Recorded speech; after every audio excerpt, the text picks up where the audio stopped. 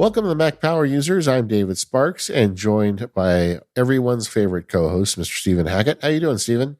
Everyone. That feels nice. You are. You're everybody's favorite co-host, man. I like You're the that. man. Yeah. And we got a guest today. Welcome to the show, John Buck. Thanks for having me. So, John, you we're going to get into this, but you wrote a book that caught my attention, and I devoured it. And I knew about 4 pages in that we wanted to have you on Mac Power Users. This book is all about the Apple Technology Group, this really interesting section of Apple in the 80s and 90s, and we will get to that. Don't worry. But a couple of housekeeping things on More Power Users, which is the ad-free, longer version of the show. John, you're going to be sticking around. We're going to talk about HyperCard, which is this fascinating application that came out of Apple. Actually came out of a trip by an employee. We will get into all of that in More Power Users. Membership to Mac Power Users also gets you access to the Relay Discord, a couple of members-only podcasts, and starting actually right about now, as this episode comes out, our annual specials. So all Relay members get access to these. And on the MPU one, David and I, we spoke about our very earliest computer days. For David, that predates the Mac. For me, I did not start on the Mac, but we get into that. We got a bunch of fun links to some wild computers from the olden days. So if you're a member, look out for that. Anything else, David? We need to touch on? No, but I could have easily in that special talked about HyperCard there too. So I'm looking forward to that one today. Yeah. So, John, you are someone with an amazing history around both technology and media. You're joining us today from Sydney. So I know we woke you up early to do this, so we appreciate that. But I'd love to hear some about your background in media and how you ended up with the Mac in your life. Thanks for having me, guys. It's great to be on the show. A long-time listener, first-time talker. I grew up in suburban Perth, which is on the West Coast, and I grew up making Super 8 movies through high school. And I wasn't a computer nerd, and I wasn't really into computers. And I studied, got to university, and I was there for about 6 weeks and thought, this is too slow. So I went and got my job. I got a job at an ad agency, and I learned more in a week there than I'd learned in the 6 months at university. And I learned how to make ads, and I learned how to put a production together and get camera crews there on time. And I did that for a bunch of time. And then I realized that I was good at editing, and I began editing more and more commercials. And I landed myself a job after that at a TV station, which taught me both editing and deadlines, which turned out to be a pretty handy thing. And I did that for about 5 years. And then the gravitational pull of Sydney to most Australians, you leave one coast and go to the other. So I ended up in Sydney working as an editor on a technology show. And that technology show was my first exposure, probably really, to computers and technology. Yeah, so this show was called Beyond 2000. We have a link in the show notes to an episode on YouTube. I couldn't help be reminded of something like the Computer Chronicles, which was here in the United States. But this is a TV show telling people about kind of what's in the world, but kind of blending information and entertainment in a way. That's right. And so we would do everything from what BMW were doing with recycling the plastic in their cars through to someone making biofuel from bamboo, to we visited General Electric and Apple and Hewlett-Packard and SGI when SGI was a thing. And so I worked there as an editor, but I was always complaining to the producers that they didn't have enough footage, or they didn't get this or they didn't get that. So the head of the show said to me, well, maybe you should go out on the road and just understand how hard it is. So he sent me out on the road, and we would do 12-week trips. So you'd be away from home for 12 weeks and you'd go and film 24 stories. Wow. Which was fantastic because you got to go to all of these amazing places, to go to General Electric in Schenectady in New York and sit on a golf buggy a mile underground and looking in the labs and seeing what was ahead at AT&T and all the big American companies, and then all the big French companies, the German companies. So it was an amazing exposure to technology. And we'd get back from our trip and it was still shot on videotape, but it was my first exposure to the Mac because we had Mac Classics and PowerBooks, and that's what the whole show ran on, scripting, the production. And also downstairs in the editing suites, the guys who did the sound ran on Macs and ran with MIDI. And I was thinking, wow, this is kind of interesting. And then at some point there, we started doing a story on a company called Avid, who had decided to turn editing into a digital medium. So you were at the beginning of non-linear video editing.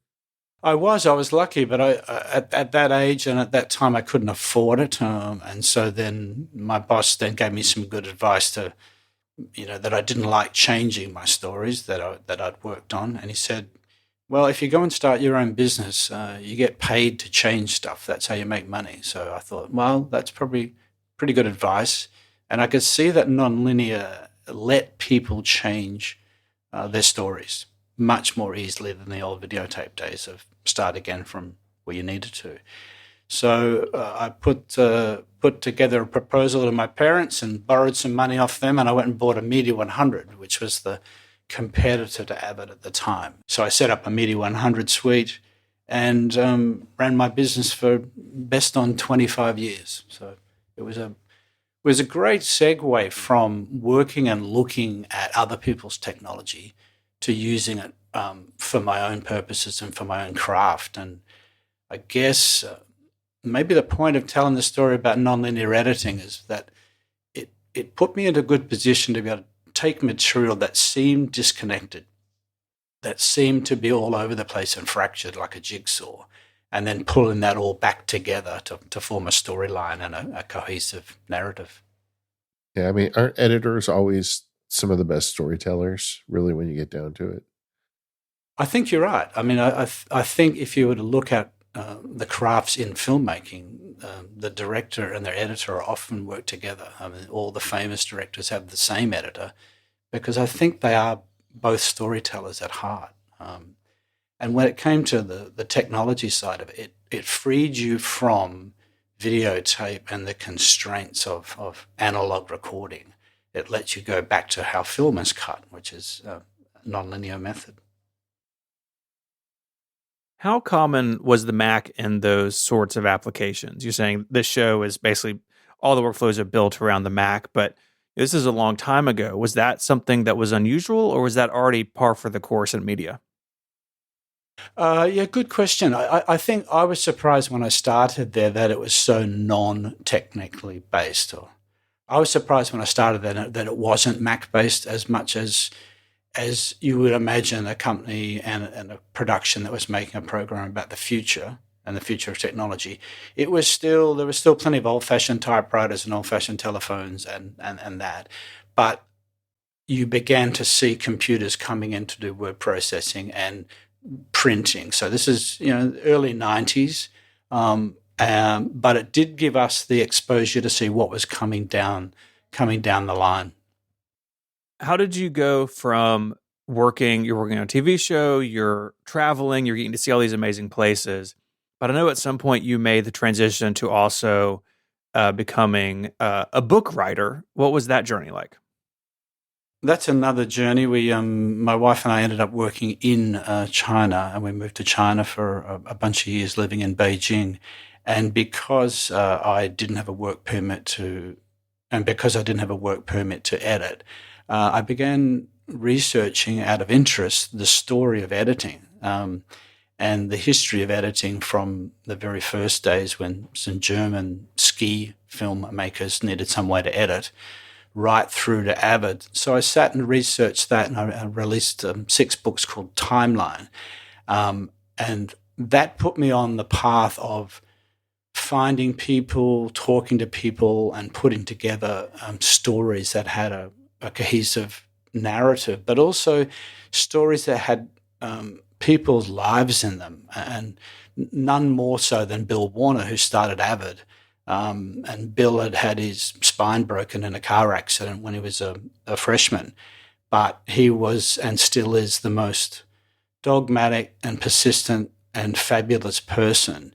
And from a wheelchair, he did the first prototype of Avid and knocked on doors until he got the money and listened to customers and created an amazing company that still dominates the landscape of editing, from films to television and everything beyond. We've got a few members of our audience that have never lived without the internet. Now, when you say you wrote a 6-part book series while living in Beijing back then, and you did the research, what does that mean? How did you do the research back then? You didn't have the internet. Oh, no, I mean, yeah, good point. It's a very interesting place to live for many reasons, Beijing. This was in the 2000s, and the internet is heavily policed and constrained. But what is kind of interesting is that Facebook and Google and so many of the other social applications are blocked, and at some level, it's actually quite liberating because you don't have to deal with it. No distraction. At the same time, the Chinese government, for foreigners who are living there, they see them as a necessary commodity, and I wouldn't say a necessary evil, but they see it's of value to them to have foreigners who are experts in their field to lift the population up. So they sort of, to be honest, they turned a blind eye to VPNs and so forth. So it was completely possible. So I managed to write the books, and then I also wrote a guide for foreigners traveling to China, and that was picked up by Apple News at the time that Apple News launched. So that was another sort of avenue for me to do my storytelling. And is that the first time you bumped into Apple? Well, I guess you went out there when you were working on Beyond 2000. Yeah, I did go out there, and if only I'd known. Looking back now, it's kind of funny that I was walking down these corridors, walking past the cubicles of people that I'd end up talking to in 2023, 2024. But the real insight into how Apple worked and the people behind Apple started really when we're doing the trips.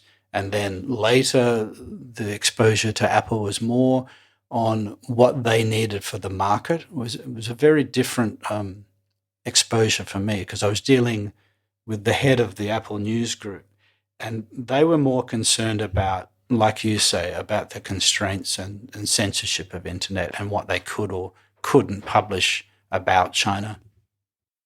So I think that brings us to Inventing the Future Bit by Bit, your book that put you on my radar.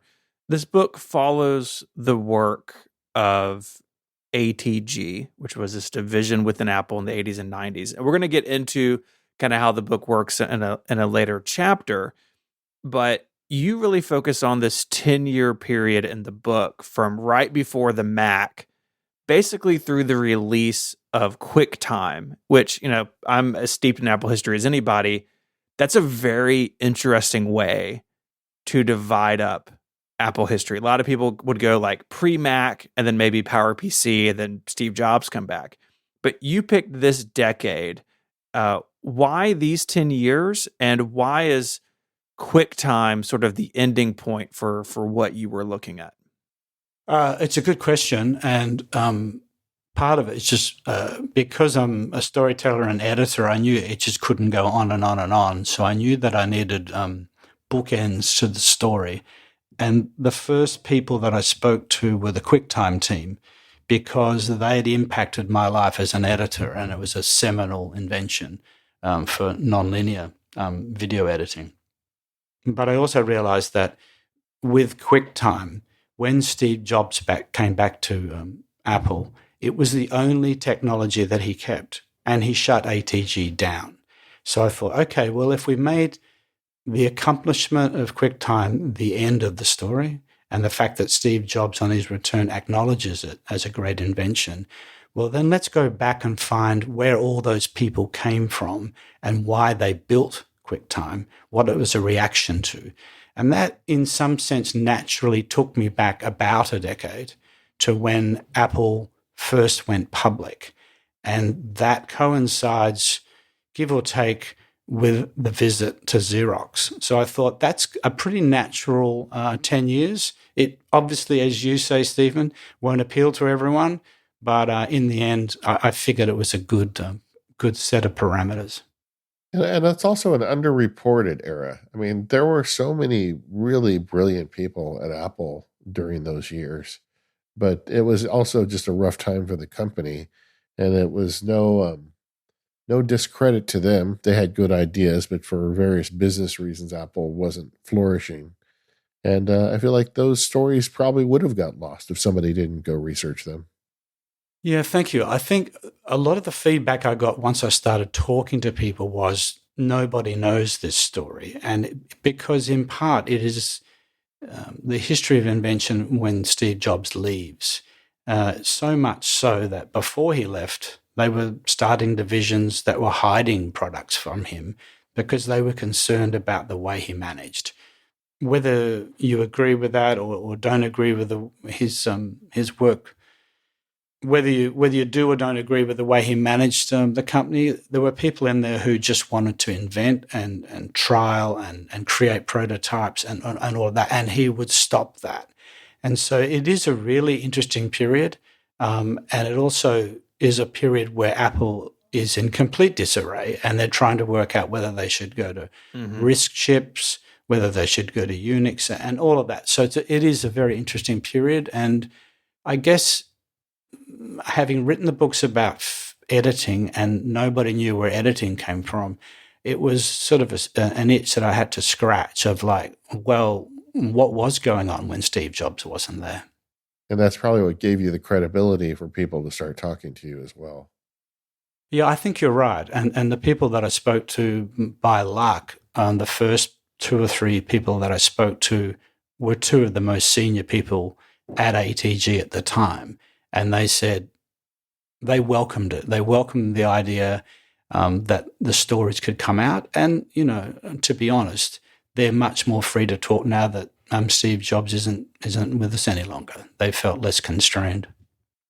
Yeah, the book is fascinating because in a lot of ways it reads like an oral history. You have all these really long sections of quotes from people just telling their own story. And I think that's an interesting way that you put the book together, where in a lot of these passages, you as the writer kind of get out of the way. You sort of step aside and let these people tell their stories a lot of times for the first time. You know, I quoted heavily from your book in my blog post about the Jonathan, because thank you. It's one of the only things that has ever documented this kind of weird idea.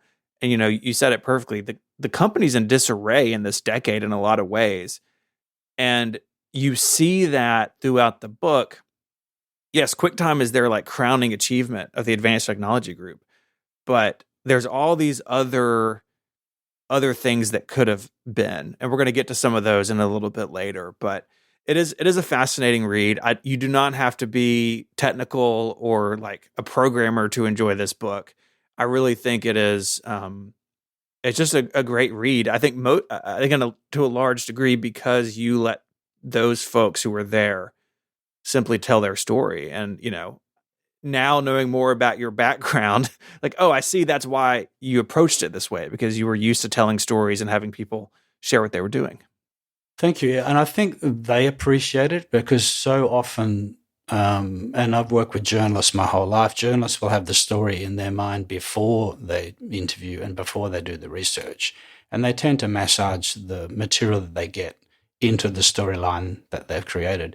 Whereas I guess I've been brought up to listen more to directors or whomever I was working with as an editor and as a storyteller. And when someone starts talking to you and explains to you the work that they were doing, it's sort of some kind of respect, I think, to listen to them and to hear exactly what their thought process was. And I also think in this period, some of the great inventions came out of Apple, But because there was no one there to evangelize them, they've been unseen and unheard of for so long. And as you wonderfully put in your blog about Jonathan, here was an idea that's, by all accounts, was an amazing prototype. And yet you can see why they probably didn't go with it. Mm-hmm. This episode of MPU is brought to you by 1Password. At work or at home, we all know one person who struggles to remember their passwords. They got a bunch of sticky notes on their computer, or they're emailing passwords to themselves, reusing passwords, using password as their password. Look, that's bad news.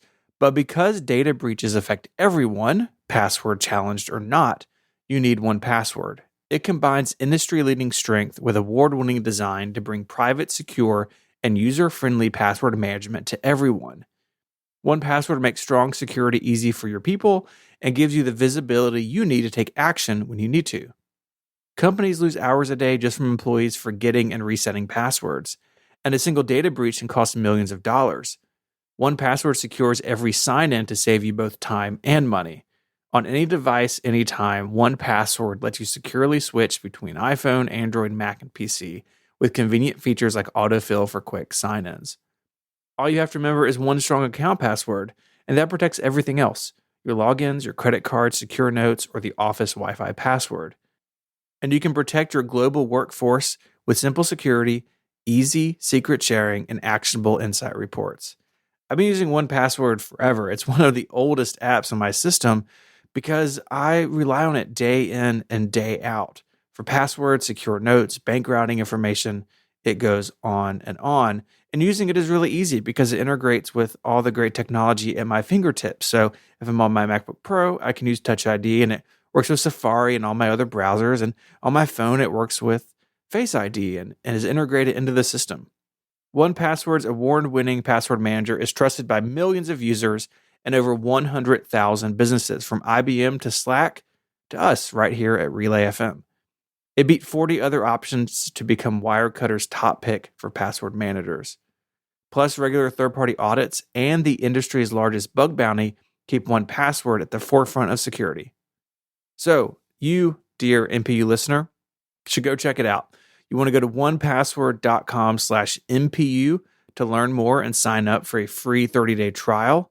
And when you do, you'll get 20% off. Once again, that's 1password.com/MPU. So, John, tell us a little bit about the book format and how this all fits together. When I started writing the book, I realized that I had spoken to people who had not spoken to each other within Apple's secret little labs.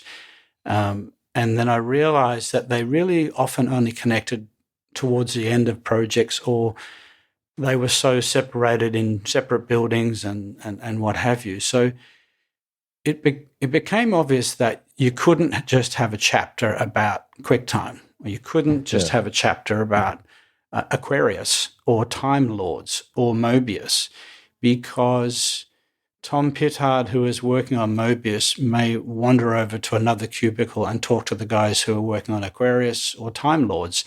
And that's kind of confusing if you're reading a single chapter. Peter Hoddy comes into the company and starts working on printer drivers, yet he ends up being one of the main architects of QuickTime.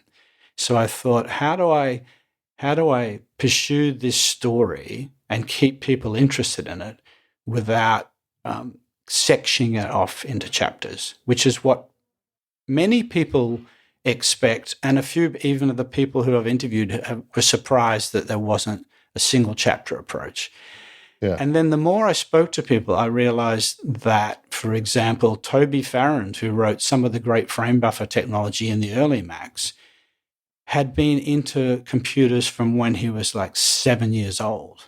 And every time I spoke to someone from then, I said, well, when were you first interested in computers?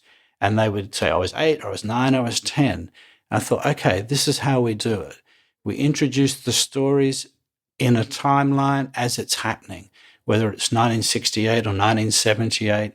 we come to those people as the spark of their interest in computing comes about, and then we follow them through, and we see that they may have started working in the education research group at Apple, and they move into the color computer, then they move into QuickTime.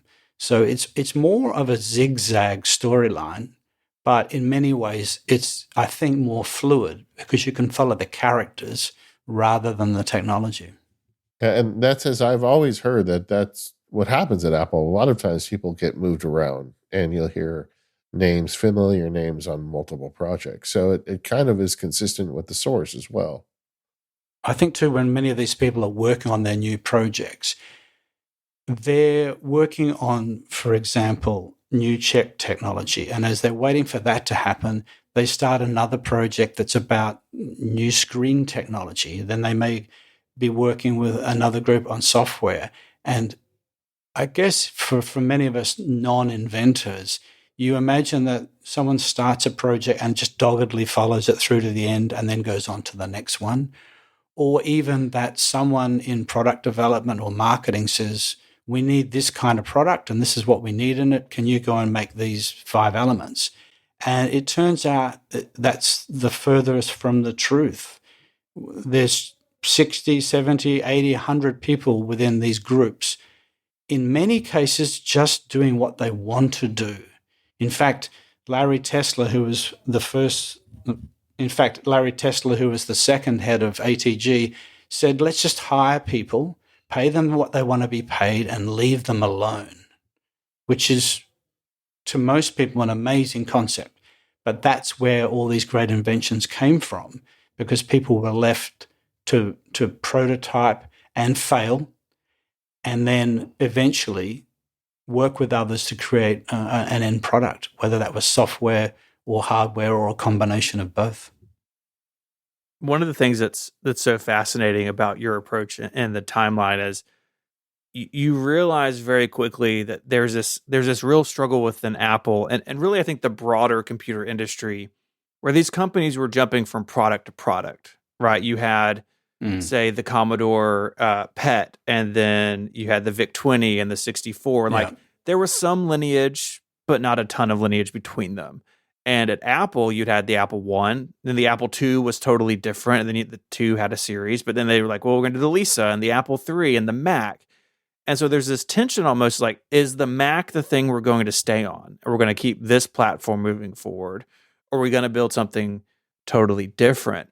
And I think that's so different from how Apple and all these companies work today, right? Where they're building on the same platform for decades, but in that uncertainty, maybe uncertainty is a kind word, disarray, confusion, in those waters, some really interesting things happen. And you spend a large chunk of the book, the beginning part of the book, talking about the quest to bring color to the Mac. And so you get all of these people who have different ideas about how that should work.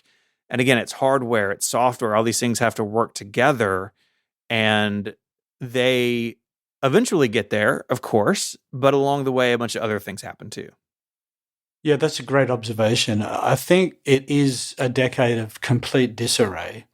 And the color to the Mac is super interesting. It's obviously something that the people within want to do. Many of them have come from graphical backgrounds. And in that era, there is a lot of experimentation with color in desktop publishing. But the product management people and the marketing people and the board are all saying nobody needs color. People are happy with black and white. And they resist it. And even to the point where the engineers who are working on the color screen, the engineers who are working on the color technology for the next Mac, they realize that they don't even want to go 2 levels ahead. They want to go to the next decade. And they know that they can, but it's going to take a lot of work. So often, in many of these cases, what I found was they just would not report what they were doing. They would leave options open so that they could do it, so that no one would find out until something shipped. And they did this right through. And I think also, to your point, probably at the time especially at the start of this era, Apple was a company making 3 or 4 computers, 3 or 4 different platforms, which is completely different to how it is now. It's so laser focused on we make a Macintosh. And even as Steve Jobs was leaving, there's people in the book who say he knew that Apple was dying. Sure, he got pushed out, but he was going away to make a RISC next computer that would run Unix.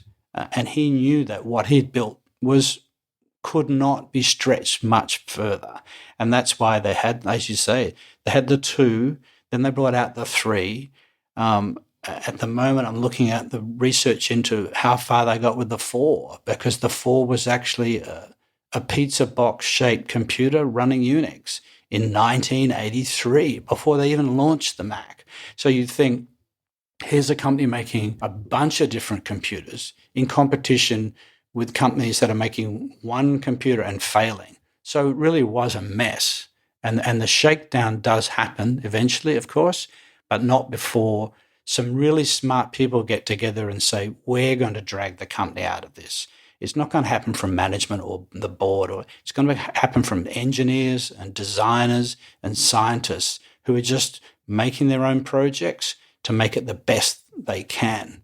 Holly Knight, who worked on the Unix port, AUX, said to me she worked at Apple for 20 years. And after she left there, she went to Microsoft for 20 years.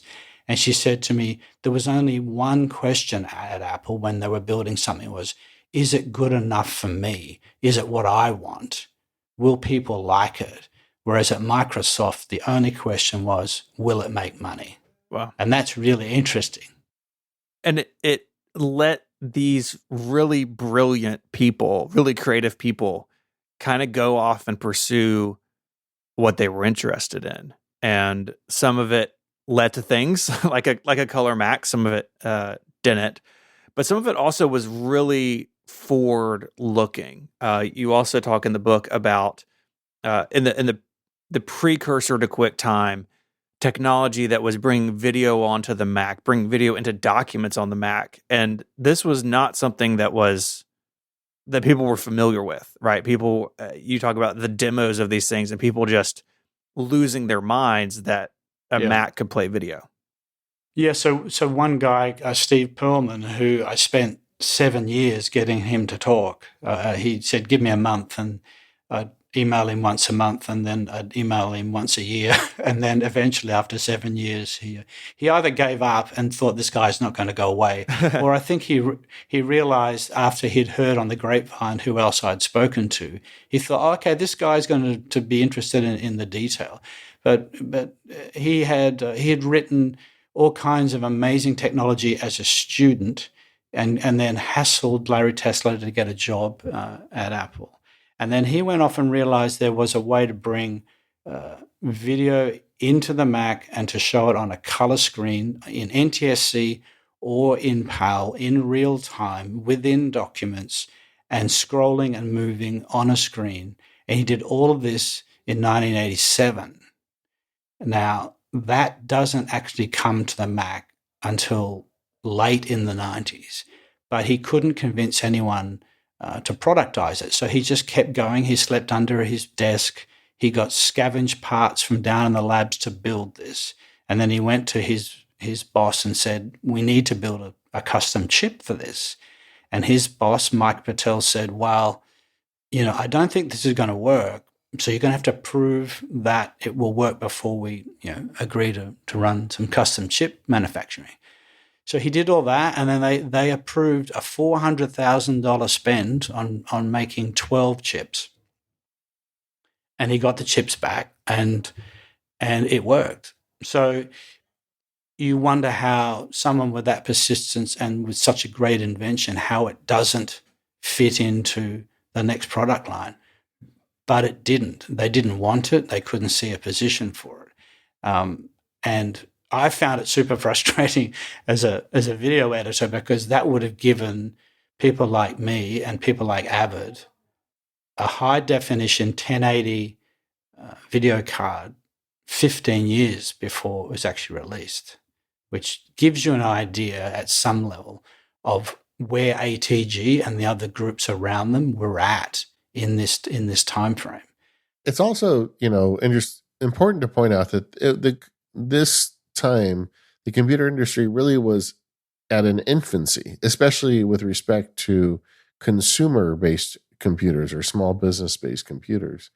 And while there was a lot going on, there was a lot going on everywhere. And people were just really trying a lot of different ideas. Right now, things are so much more focused because it's a mature industry. But back then, people weren't even really sure exactly what the computers were supposed to do for us. Yeah, that's a good point, David. And I think one of the areas that I touch on quite early is fonts. We now don't even think about fonts. We don't even think about how they're presented on a screen and at what resolution. But in this period, they realized that Adobe owned all of the rights and the ability to charge for font technology. And more than that, they realize some of the engineers at Apple think that they can do a better job of presenting fonts in documents and therefore on screen. And they're given a blank check basically to go out and start again. And it's hard to imagine now something so groundbreaking that Apple would say to Adobe, well, okay, we've come up with a competing technology. They spent 2 or 3 years doing it, and then they released TrueType. So they spent about a year doing the research on it. They got experts in. They flew around the world. They spoke to all the font foundries, and then they spoke to Microsoft and said, okay, we're going to swap font technology. Are you on with us? And they said, great. And then they went to the stock exchange and sold all of their Adobe shares, and then had a press conference to release their version of font technology. And nobody knew where this would go, and nobody at Adobe knew nobody knew the impact that this would have. But Apple were willing to take the bet because they believe it was the right thing to do. And that's a really interesting take on technology at that time, because, as you say, nobody was certain of whether we were going to have personal computers for very much longer, because everyone who had tried to make a personal computer had failed. There was Mindset, which was this terrific computer that was built by people who left Atari. It had gone broke. So it is a hard time to portray because there's so much uncertainty, whereas now we can set our clock and our calendar to when WWDC is, and then when the next product launch is, and for instance, when the new iPads are released. It's like a ticking clock. If I recall correctly, back then, you had to pay Adobe not only for the font on your screen, but you also had to get a license for the font in the printer. Maybe I'm wrong. That's correct. But that's correct. It was crazy. and we thought it was normal because that's all we had, before TrueType. That's right. And Adobe knew it too. So they knew that they were getting somewhere, I think, between 70 and 80% of their revenue was coming from Apple. And they were a company that only had 200 employees at the time, which is also hard to imagine. And so they thought, we have to get away from this. Interestingly, their way of getting away from making all their money from licensing fonts was to buy John Knoll and Thomas Knoll software called Photoshop, which gave them a revenue source. And Apple said, if we create our own font technology, we get away from needing Adobe. So some of it was survival instinct, and I think some of it played to Steve Jobs' love of design and fonts. But that decision empowered desktop publishing. And as you know, David, from that era, that was really what stabilized Apple until the 90s. Yeah, kept them afloat when they needed it the most. But about the Apple technology group, when Jobs came back, that he was not a fan of, getting lost in future technologies. He wanted to focus on what we can make and sell now.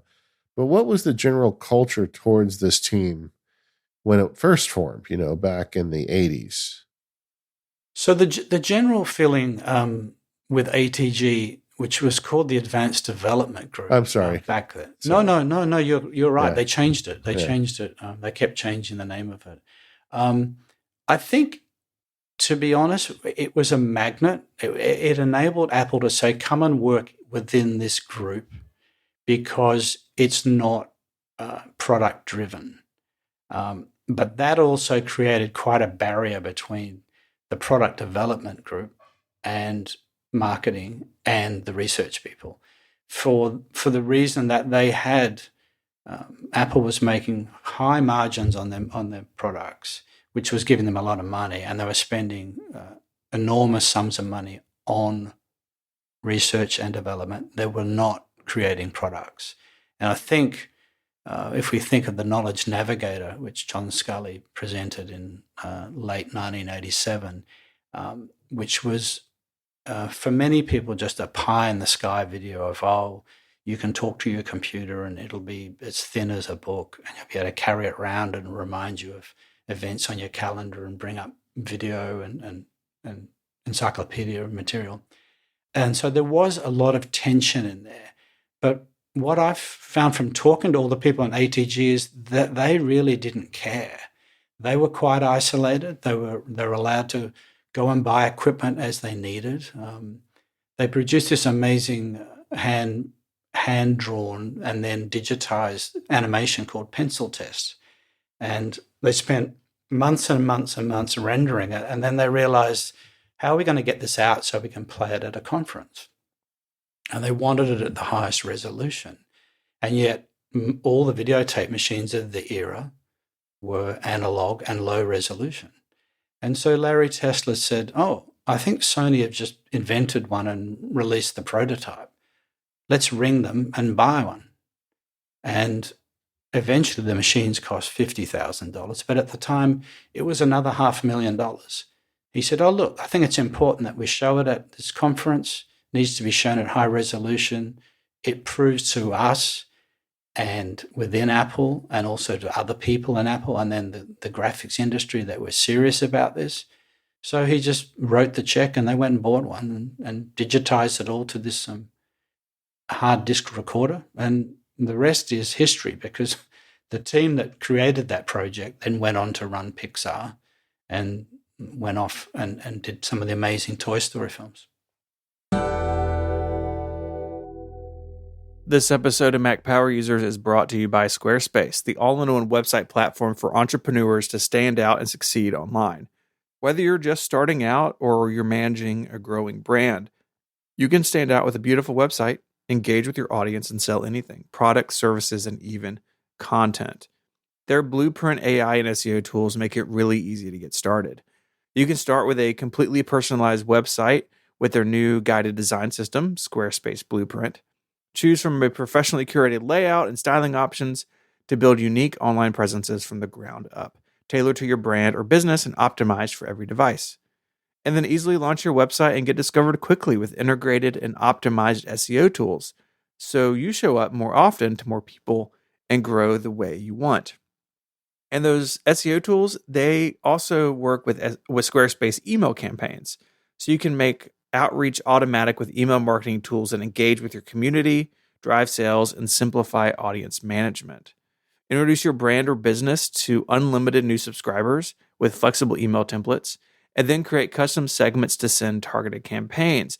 And those SEO tools, those analytics, they all work with the website and with the email campaign. So you get the whole picture. And that's what I love about Squarespace. Everything you need all in one place. I've been building atop it for years, and I never want to go anywhere else. Head on over to squarespace.com and sign up for a free trial. And when you're ready to launch, go to squarespace.com/MPU to save 10% off your first purchase of a website or domain. That's squarespace.com/MPU when you decide to sign up to get 10% off your first purchase and to show your support for Mac Power Users. Our thanks to Squarespace for their support of MPU and all of Relay. John, we could talk about computer history all day, but I swore an oath to David Sparks that I would not do that. But I'd love to hear about your current Apple gear. We've talked a lot about the history of this stuff, but what are you using now to get your work done? So it feels like a million miles away from writing a book about computers that you would load software on, hope that it worked, or you'd load an extension on and then it wouldn't work. So you'd have to manually go through and pick the extensions and restart your computer. So now I do a lot of work in editing video clips, commercials, music videos, and I have an iMac. It's an M1, so it's the first of the M series iMacs, and I use Final Cut Pro X, which I think is a terrific system. It's amazing software. I know that a lot of people grumbled about it when they brought it out. Lucky enough for me, I actually know the team who worked on it, and I think they've done an amazing job. But in the end, it's a tool, and its competitors at Premiere and DaVinci Resolve are equally brilliant. So I have an iMac 2021. Because my kids needed new updated phones, I've managed to spoil myself with the current iPhone, but just a standard iPhone 15, which, to be honest, I really only use it for the camera and for photos and photo sharing. I'm not really someone who gets a lot of phone calls. I have an iPad, but I don't know where it is. It's in a drawer. I think where all iPads go to live until they're needed for a sports event. And I've held on to my MacBook Pro from 2018, which is a 15-inch machine, because it has all of the ports that I like and it's still going. I changed and updated the hard drive a year or so ago, so that's good. And then I have a couple of Rode pieces of equipment for if I'm recording podcasts or speaking to people. I love Samsung T7 SSD hard drives. Yeah, they're great. You know, aren't they beautiful? I don't want to hear the whirring of a hard drive ever again. Having built a business on 3 gigabyte drives that cost me $3,000 and lasted less than 3 years. Yeah, and what people don't remember is, as expensive as they were, it sounded like an airplane getting ready to take off the runway when you ramped them up. Oh, absolutely. And David, I can go back to the SCSI chain ones of going around the back and clicking the numbers so you didn't get conflicts between the drives in a chain. I mean, we live in paradise now. I mean, if I think about the ability to cut and paste words on a phone and then they appear on my Mac on a clipboard, or I can be listening to music, walk in the house, and my AirPods switch across to my iMac to listen to a project I'm working on. It is absolutely magic. And I think all credit to Apple for listening to customers and giving them what they want. But those SSD drives are fantastic. Just as that nice little backup for all those photographs you've taken. I want to highlight your use of the M1 iMac. You know, we're now in as of today, the M4 generation, I guess, with the iPad Pro. But, you're using what is effectively a consumer machine. I have two questions. One, what color iMac did you get? And secondly, how is that thing held up? I mean, we're now several years into the Apple Silicon transition. You're doing video and audio, like you're using this in a professional setting. Yep. Clearly, it's meeting your needs, but I'd love to hear how that journey's been with it. Well, I had the non M series iMacs, which I think I would have turned over much more quickly. I probably would have turned them over every 18 months, and they would have had many more peripherals hanging off them to get them to do what I wanted them to do. So, whatever the lime green or mint green, I mean, how is it that I've got to have to walk around the back of it to look at the color? I mean, I don't understand that. And as much as I love my friends at Apple, I still don't understand why I've got to reach around the back there to plug those USB-C cables in. I mean, somebody got knighted for that design, and I'm still not happy about that. But I think that I'm due for the new one. I'm due for a new watch because I've got a 4-year-old watch, Apple Watch, but I'm waiting for maybe the 10th anniversary watch to be just a little bit thinner. I don't know. And then I'll sharpen myself a new iMac. As far as workflow on the machine, I very rarely see the beach ball, and I do push it pretty hard. But I think the iMac is, to me, the perfect workhorse for editing. I don't do multicam. I don't do high-res multicam, and I don't go beyond 4K. So that would tell you some of the bandwidth issues that I don't have to deal with. But at the same time, I'm able to edit 1-hour videos, compress them, send them out, share them, upload them, do everything that would, when I first started editing, would have been $1 million piece of equipment in a dark room with a lot of lights. Now I'm looking at on a Sydney morning with an iMac that in the background is also checking my emails. It's remarkable. I know what you're saying, that I should be moving on from M1, but for the moment, it's okay. The 2018 MacBook Pro probably is my only thing I should be a little bit ashamed of. It's hanging in there, but I think I'm just trying to work out whether I really still do need a MacBook Pro and the weight that brings. You know, I don't think I can do a MacBook Air, but yeah. Well, if you're pulling off editing jobs with an M1 iMac, I'm suspecting that a modern MacBook Air, maybe a 15-inch one, might be just the thing for you. You never know.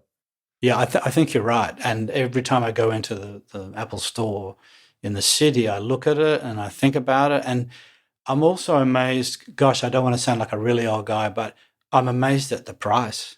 I'm amazed at the price of these systems that deliver so much. Let's go back in time a bit, though, because you were kind of there at the beginning. What's the first Mac you ever used? So the first machine that I used that I sat at would have been in the office where I worked on Beyond 2000, which was a Mac Classic 2. And we took PowerBook 100s, which I think were probably twice the weight of a MacBook Pro now. Yeah. But that was the first ones I worked on. And then when I started my own business, I bought a Quadra 840 AV, which was the first machine that could really handle putting on a new bus card and doing video editing. It was also the one that had the Geo port, which is like the microphone that let you talk to what they called Casper, which was sort of the 1990s version of Siri, and it was about as good as Siri. And it was yeah, I'll leave that alone.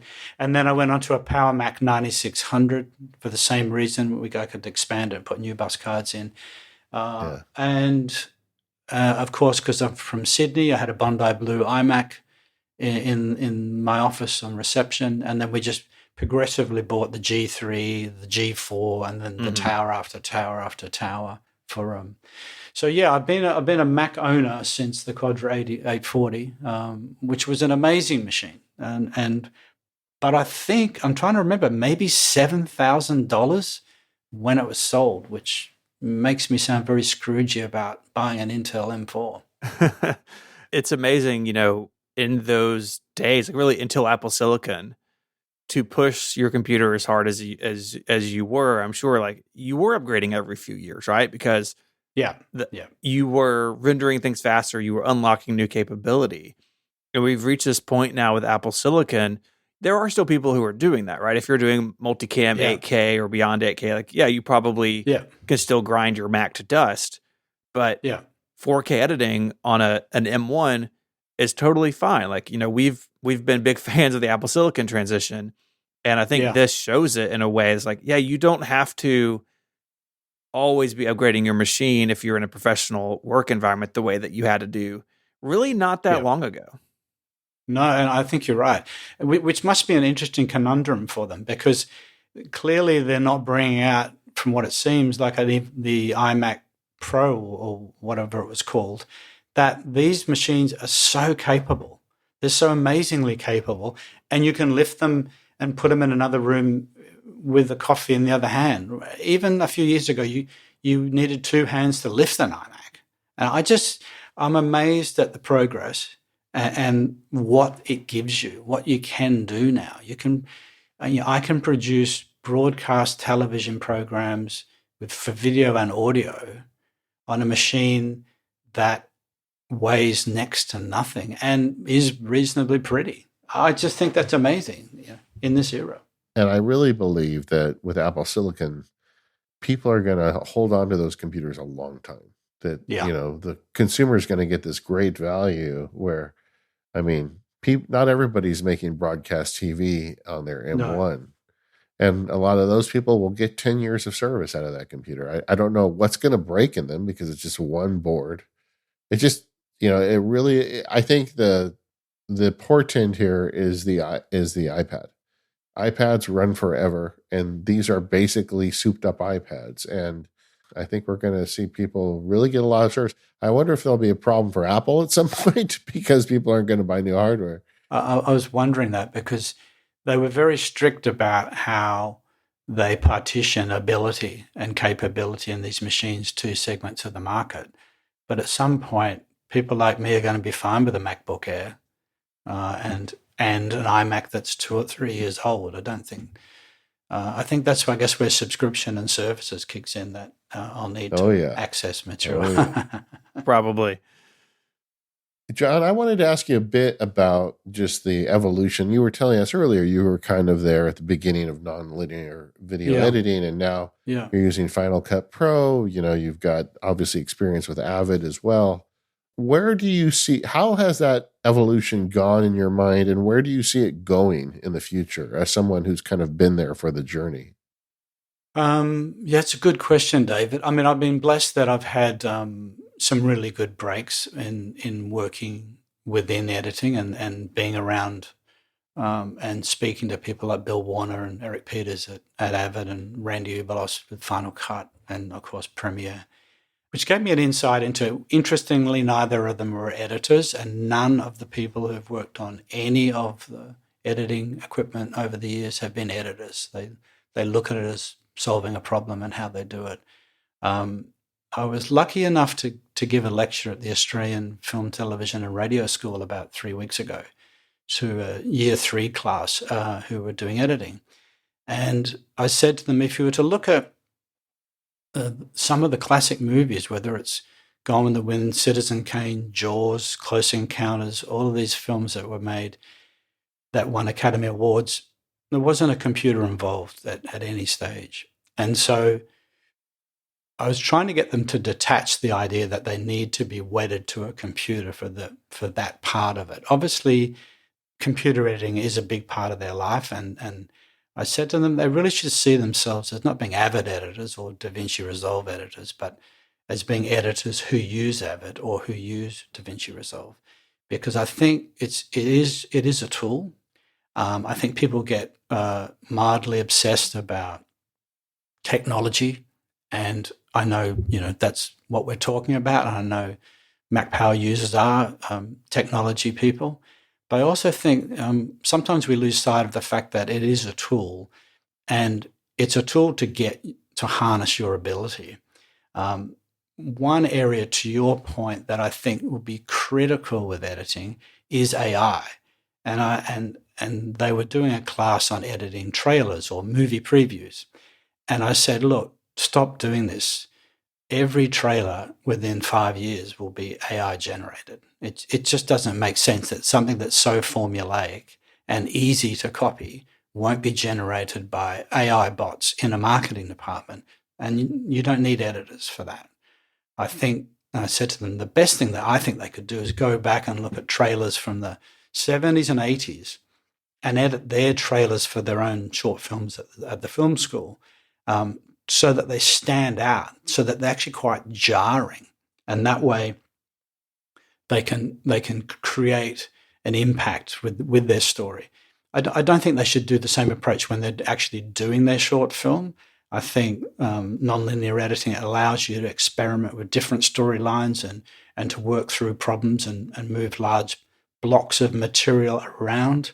But as much as AI is around and technology is around, I think there's a really healthy environment for editors to be around for a long time, because I think we touched on it early on in our conversation that it is one of the great arts of being able to tell a story in pictures and sound, and that putting two pictures together creates another meaning. And I think if we were to look at the films that are dominating screens now, set aside the Marvel material, they are amazing journeys and amazing stories that are empowered by storytellers. Yeah, I'd never really thought about the impact of AI on editing, because that seems like such an inherently human thing that it is so story driven. Yeah. But you're right. I think with trailers, it is very formulaic.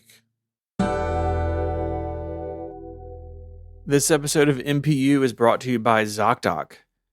Are you the person in your family who has a reputation for treating yourself to nice things? Well, if you treat yourself to the top options with everything in life, why settle when finding a doctor? This is your health, after all. That's where ZocDoc comes in. ZocDoc is the place where you can find and book tens of thousands of top-tier doctors, all with verified patient reviews from, real humans. So don't settle. Go for the best and find the right doctor for you. With ZocDoc, you have more options than you know.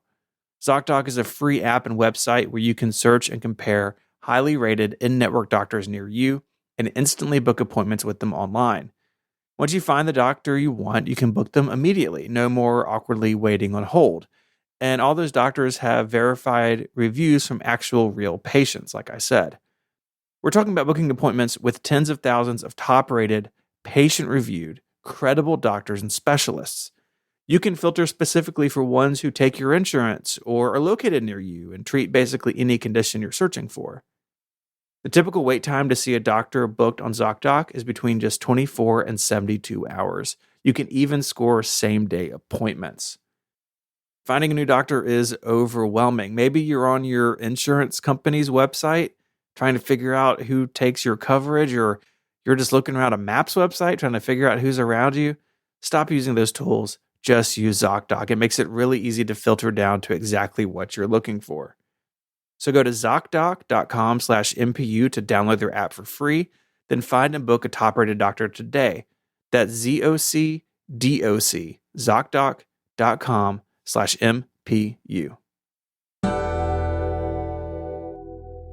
So we've been talking about the books you've written and this book in particular, but you're a Mac Power user. So we need to hear, how did you do this? What would you use? What were your key apps to pull all this off? So the short answer is I'm a bit boring in that I guess because I've been on Mac computers for so long, I've tried everything.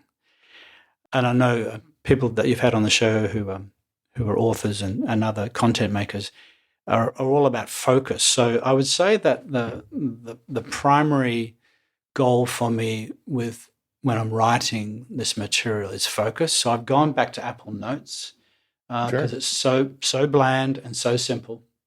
But what I generally do is I use Apple Mail. I don't use any other kind of mail. I use Apple Mail. I use Safari. I use Notes, and I use when I'm speaking to people. Rather than I discovered that if someone wants to talk to me and be interviewed, if they want to use Zoom, they want to use Google, they want to use Teams, or they want to use whatever, I just have them all because invariably that's the friction-free way of doing it. I'll get an email from somebody, we'll talk, and they'll send me a note saying, "Have you spoken to so-and-so?" And I'll say no, and they say, "Oh, I haven't spoken to them in a while."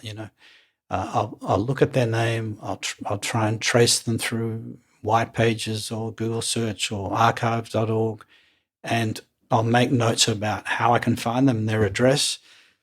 And then what I'll do is I'll write notes about that person and what their contributions were on projects within Apple. Reach out to them. I'd send them a really short email which just says, "I'd like to interview on writing this book," and then a longer version of the email underneath it saying, "These are the other people I've spoken to." And invariably people get back to me within 24 hours, 48 hours. 90% of people want to talk. I mean, after all, some crazy guy's calling you or emailing you from Australia saying, "Do you want to talk about something that happened 30 years ago?" Most people are retired. They kind of, yeah, okay, well, that could be fun. And I think also there's a great pride in their work and they want to share what they did. So I'll interview them using the platform of their preference. I'll ask them if they mind to be recorded. I used Audio Hijack for that process. Once we've wrapped up, I've used Trint, which is an online transcription service started by a guy who worked in news. So I find it pretty robust and accurate. I do have to tweak the dial where it takes it somewhere closer to Australian English rather than American or British English, but that's one of those things. And then once I've got the transcript, I just go through and correct where the bot's not done it properly. And quite often when I'm speaking to people, they will talk about in acronyms or in terms that are either from another era or things that I just clearly don't know, like field program gate arrays. And I'm like, okay. So I will then hit Google and find out exactly the background to this information so I know what it is, so I can put a paragraph in, because I think, and your listeners hopefully appreciate this, that you'll be reading a paragraph about something that's highly technical and there's one term that keeps popping up. And if you don't know it, it's like a stone in your shoe. So I'll put a paragraph explaining what it is. Now, it's short enough that if you know what it is, you'll skim read it. And if you don't know what it is, you can go, oh, okay, I'm up to speed now. So I'll go through and do all of that in notes and create just a simple page on each person. And then over the years, I've tried a bunch of ways for publishing and putting the book together. And Pages is the worst product, I think, that it will make. But I'm also someone who used iBooks Author and spent a lot of time creating books on iBooks Author, and then discovered one morning that was no longer a product they sold. So yeah, you and David both. Yeah, I went down that road too. So I'm not really keen to use Pages.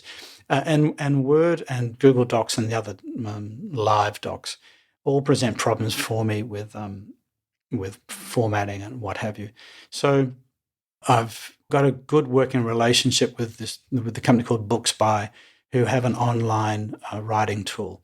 So what I'll do is I'll take the paragraphs that I need of a person's interview and their material, and I'll cut and paste that into BooksBuy, and that formats it then ready for a PDF for publishing, including the line spacing and the paragraphs for a typical book. So it's a sort of set and forget process there, which is good.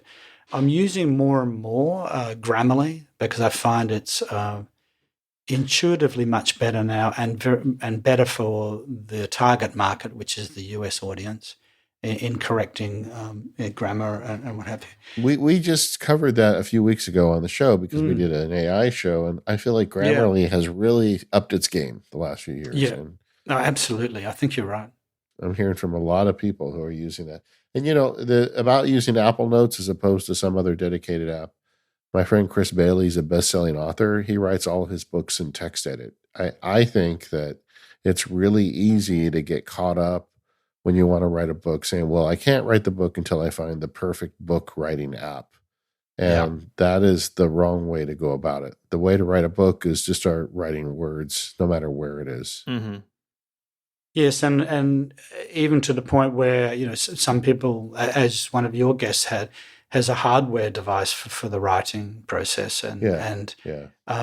I guess maybe that goes back to, I'm used to using different kinds of software to do editing on, but I also know that when people say to me, what software do you use? If they ask me what software I use for editing, it's the wrong question, because it's really the process of just start editing, like just get going and see what you can do. Because every movie that we've ever seen at the cinema could have been edited on iMovie. I mean, that's how good iMovie is, let alone the ones with all the bells and whistles. So if we pare it back when we're writing and doing a document, I agree. If I go back to notes now, sure, if I need to, I can bold something, but it means that I've got no excuse to not keep writing, to your point. Obviously, research is a big part of a project like this. And with a lot of work that you've described that you're doing, right? You're going and you're learning about these things, you're ingesting them, processing them, so you can tell your audience, the story that you're discovering. And I know better than most that when you're talking about historic things, sometimes that research can be difficult, right? You've been fortunate enough to be able to talk to a lot of people who were at ATG who were working on these technologies that you're writing about. But I imagine there's a lot more to it than finding the person, right? You got to know what questions to ask. You got to know that they were involved anyways. So what does the research look like for something like this? Um, the research is like a big tangled spinifex ball. What I found from my previous job of traveling around interviewing people for a technology show was one day we'd be doing a story on a new fighter jet, and the next day we'd be at Apple doing software. So you have to empty your brain of everything that you did the day before and just become an expert on compression. So when you're talking to Bruce Leak and Peter Hoddy from the QuickTime team, I just go and find everything I can read about compression, and I reach out to my brother and friends who are nerds, and I say to them, okay, why is this different to this? And just do a full day. It's just about the most I can afford to do away from my job, is learn everything I can and make notes. And I put paper notes all around my computer. I know that's really not very technical, but it's kind of nerdy. Post-it notes and notes about just that topic. And then what I do is I also have post-it notes to another side of the computer, of the iMac, of the person's background, where they grew up, what university, if they have siblings, what other companies they'd worked on, what other companies they'd worked for, what other projects they'd worked on. And then finally, I have a list of their patents, because generally speaking, most of these people have filed patents at Apple, and they often have the same technologies within them. So then I just find, Stephen, that even with all that in my head, the best approach is, once I get the person talking, is I don't talk. If they talk about a term that I don't know, like FPGA, they'll go, you know FPGA, right? And I go, yeah, sure. And I find it's a way of getting rid of a hurdle that I can research later. And it lets them go, okay, let's just talk about the stuff we need to talk about, right? Rather than giving me the lesson and therefore the research. And so I found that's worked really well.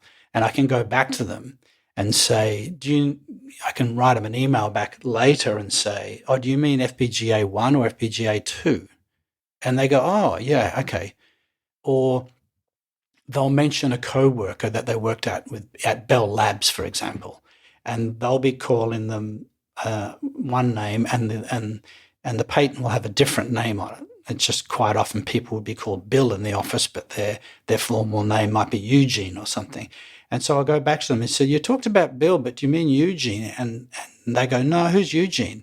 And you'll send them the patent for a guy that they'd worked with for 10 years. And they'll say, oh, I never knew his name was Eugene, but that's what the W must be. Eugene W so-and-so is Bill.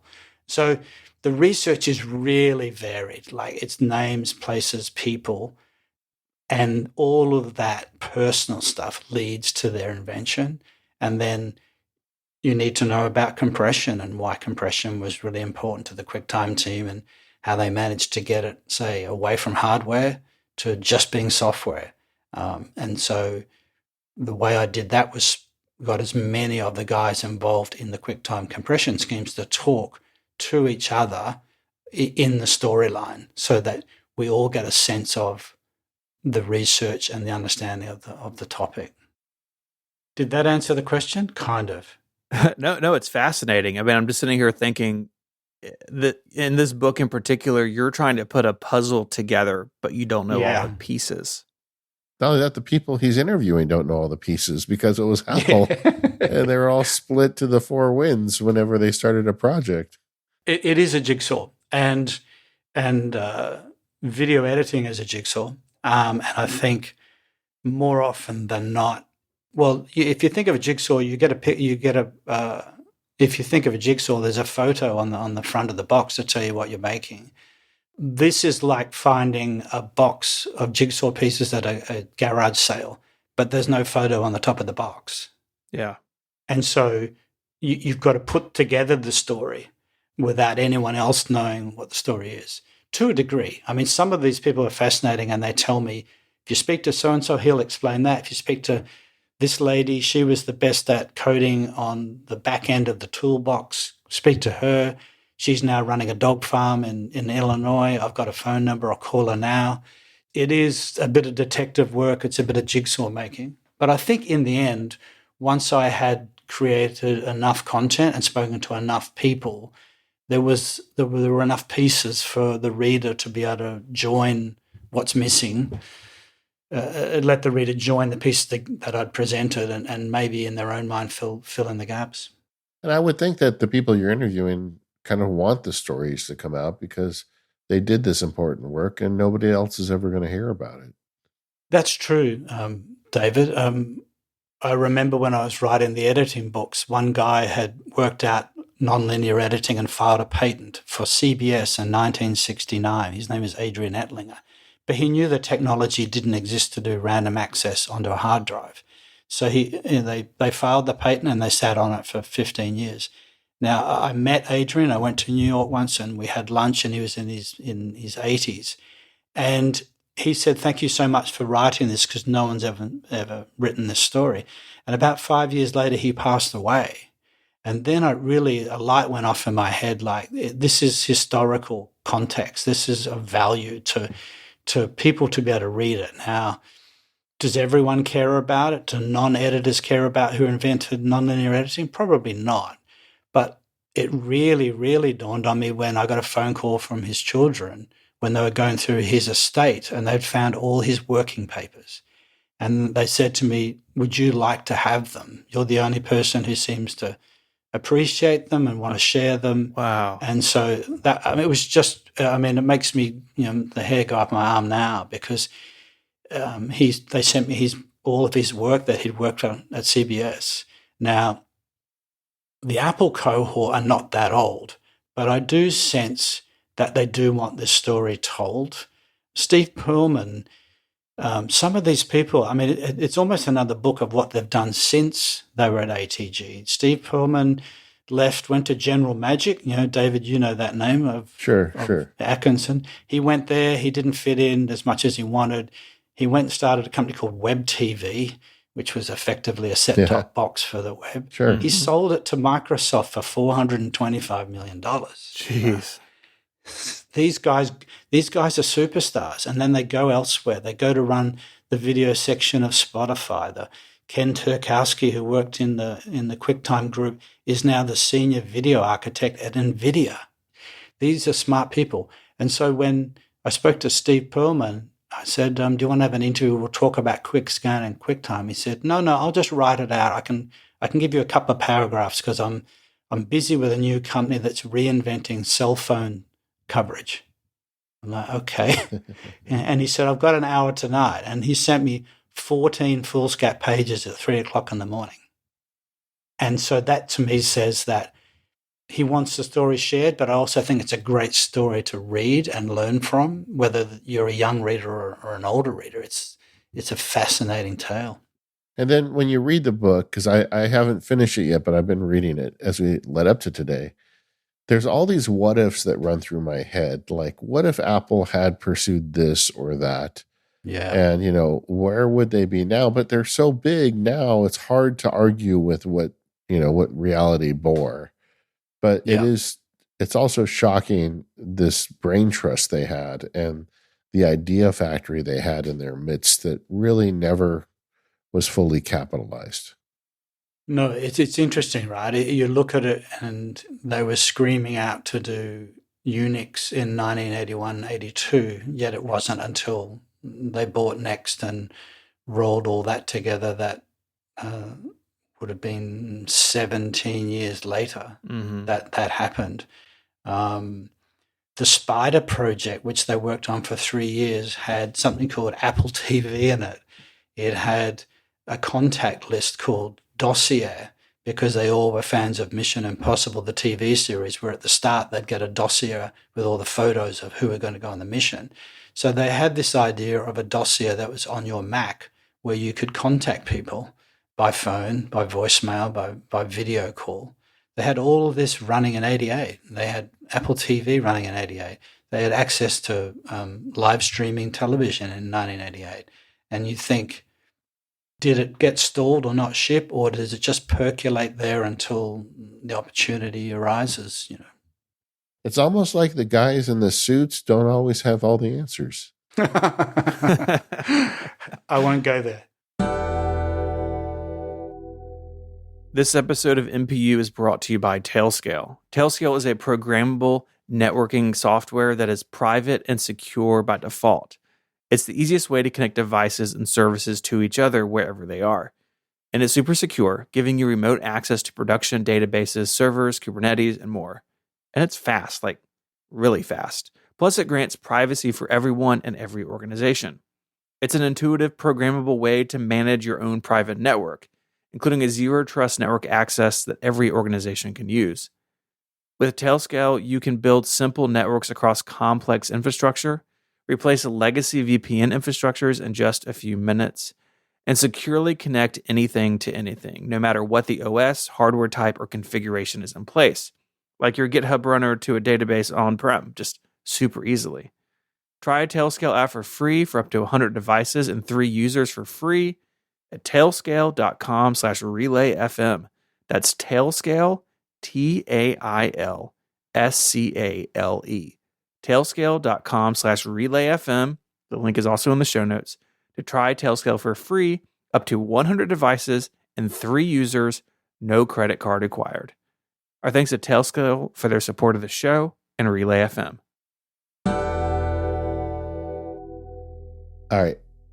John, we always like to finish the show sharing a few of our favorite services and software. What are some of the apps that bring you delight? The number one non-Apple product that brings me delight is Day One, the journaling app, or I'd call it a diary app. Yeah. It's remarkable. It's fantastic. It hasn't disappeared. I hope it doesn't. I love that. I'm a big fan of SuperDuper. I use SuperDuper constantly. Yeah, the backup and clone application. Yep. And it's I figure it's a one-man band or similar, and I love supporting those kind of companies. Same for SpamSieve for my spam filtering for Apple Mail. I love that. I use a product called ClipGrab, which is definitely out of Europe, which allows you to grab stuff off YouTube, audio or video, so you can use it for research. Wink, wink. I use Authenticator, which I think is terrific two-factor product. Mac Tracker is a fantastic. I guess it's an app, but it's really just like a living library of every single Apple product that's ever been released. So if one of the people I interviewed says, "Oh, we brought this machine out in '87," I can go, "I think it was September '86." Right? I use it all the time. Yeah, it's fantastic. It's so good. There was an update actually as we're recording this just today to like grab some laptops that were released just a couple weeks ago. I mean, it really feels like Mac Tracker is it's a real gem if you're in this world that we are. Yeah, totally. And I'll give one shout out to Books.by, who are the guys in Richmond, Victoria, over here in Australia, who've published the book, but I've helped them with the beta testing, and they've gone from like 4 or 5 authors to thousands of authors now. So they let people publish their books without needing to be beholden to the big guys. So that's my hit list. Thank you, guys. Yeah, could you explain Books.by a little bit more? I was looking at the website earlier, and you can self-publish now easier than ever. David and I have both done it through the iBook store. I've published through Amazon KDP, which is like Kindle Direct Publishing. Yeah. But this looks like something that looks a lot nicer to work with than those systems. But also they seem to be able to do print, because like I've got a hard copy of your book. So what is Books.by all about? So Books.by was fundamentally born out of the problem that people who don't live in the US need to get a US tax number to print books through Amazon or Barnes & Noble or whomever.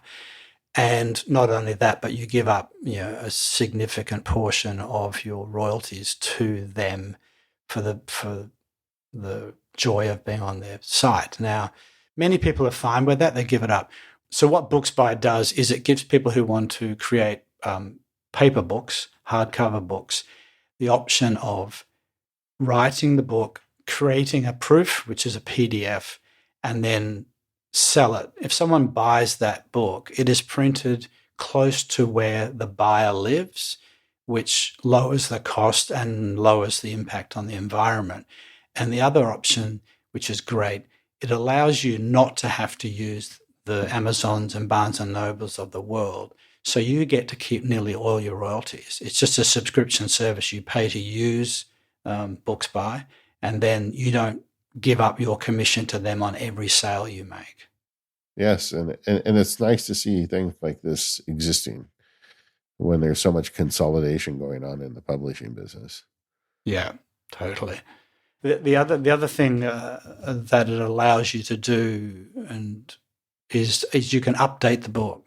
So if in this case I update the book kind of every 6 months, I can put new content in there, and I just send out a new proof, and that creates a PDF, which is the interior of the book. And therefore, there's not a warehouse somewhere with 500 books of the old version sitting. It's just print on demand. So the new interior goes in the existing cover, gets sent to a local printer, and that local printer uses a local courier, which reduces the costs overall and means that you get the book pretty quickly. And then you can have an updated version almost as quickly as you would with an EPUB. And you know what else you can do? You can go there and search for a book called Inventing the Future that John wrote. You can get it right Thank there. you. Yeah. Now, anybody listening that has any curiosity in Apple history, this is, I believe, a very underreported era. And like I was saying earlier, it's just fascinating because it's so many paths not taken, but explored. And as we all love this little fruit company, it's interesting to see the things that they passed on in their kind of journey to success and near catastrophic failure in the mid 90s. So John, thank you for doing all the work on that. And I think the Mac Power users are probably going to enjoy this book. So like I said, go to BooksBuy and check it out. Inventing the Future by John Buck. And use MPU as your special discount code. Ooh. And thanks for having me, guys. I really appreciate it. Really appreciate it. Yeah. We are the Mac Power users. You can find us at relay.fm/MPU. If you want to get the extended ad-free version of the show, you can do that. More power users. Just go to relay.fm/MPU. You can sign up right there. Today, we're going to be talking to John about HyperCard in that additional segment. Regardless, thank you to our sponsors, 1Password, Squarespace, ZocDoc, and Tailscale. And we'll see you next week.